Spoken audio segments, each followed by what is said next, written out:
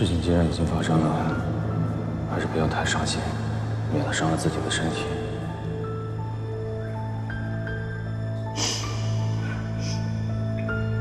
那走吧，我想要一个人陪他。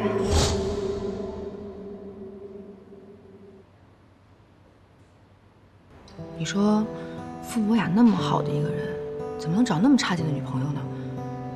關鍵是他還那麼愛他。你這是羨慕嫉妒恨吧？是不是也想找這樣的男朋友啦？思春了，思春了！嘿，你看看。哎呀，去你的，誰思春呢？我就是感慨一下嘛。如果我有着一個這麼樣的男朋友，對我那麼好又那麼愛我，我絕對不會離開他的。也是。我怎麼沒那麼好命，找這樣的男朋友呢？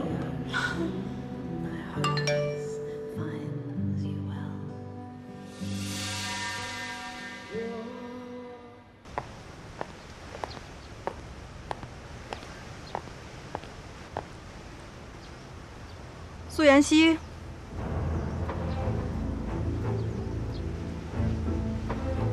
我的好妹妹，連我都認不出來。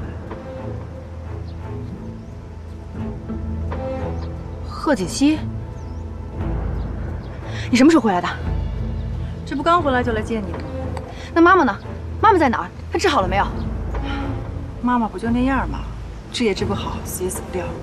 你不用操心了，我都安排好了。你的意思是說媽媽還沒有治好？那你把她安頓在哪兒了？我要現在就去看她。別一口一個媽媽的，我也剛回來啊，你怎麼不關心一下我？我當然要關心媽媽了。當初就是因為你告訴我可以把媽媽治好，我才答應你把她帶走的，不然我不會替你家丁顧家的。你現在這個臉變成這樣，我還怎麼身份互換？你該不會讓我跟顧家人說我要去整容吧？蘇妍希，不要那麼着急，我沒有這麼說過呀。我現在要名正言順的用我現在這張臉